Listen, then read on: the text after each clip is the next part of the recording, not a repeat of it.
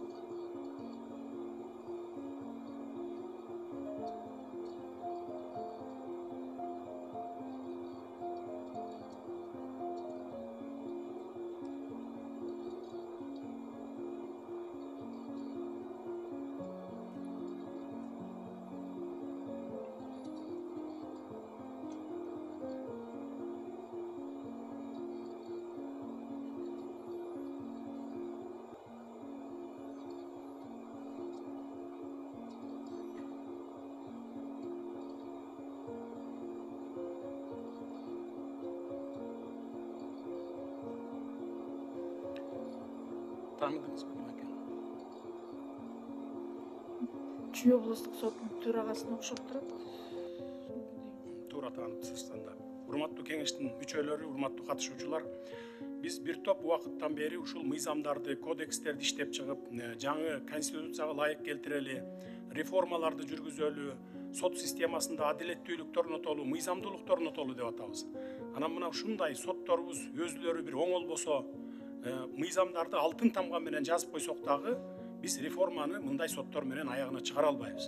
Ошондуктан ар бир сот, мейли кандай сот болбосун, жөнөкөй сотпу катардагы же болбосо төрагабы, мына бир килейген областтын төрагасы, ушу соттордун төрагасы бардык областты караган, күндө арак ичип мас экен.